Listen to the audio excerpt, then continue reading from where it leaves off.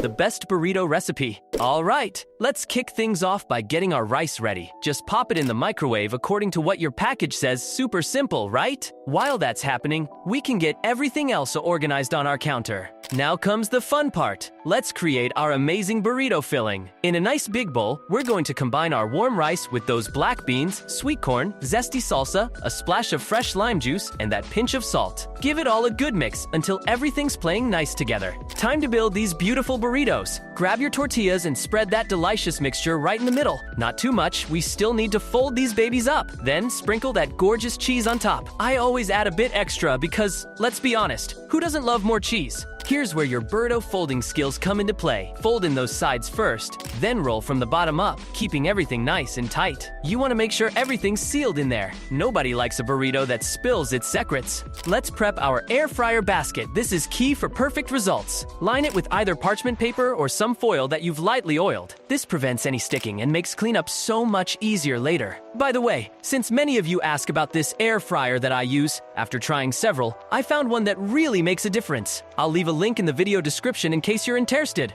Now for the magic touch, we're only going to cook TWO at a time to give them plenty of space. Before they go in, drizzle some of that taco sauce on top and sprinkle with more cheese. Because, seriously, when has extra cheese ever been a BAD thing? Set your air fryer to 350 do 4F and let these beauties cook for about 8,010 minutes. You're looking for that perfect crispy exterior. You'll know they're done when the cheese is all melty and the tortilla has that gorgeous golden color. Here's a little pro move that I love. If you want that extra crispy exterior, give your burritos a light spray with olive oil before cooking. It's totally optional, but it gives them that restaurant-style crunch that's absolutely irresistible. When they're done, these burritos are ready to rock and roll. Serve them up hot, and feel free to add your favorite toppings, maybe some sour cream, extra salsa, or fresh guacamole. The possibilities are endless. And that's how you make this delicious recipe. If you enjoyed it, don't forget to subscribe to the channel for more recipes like this one.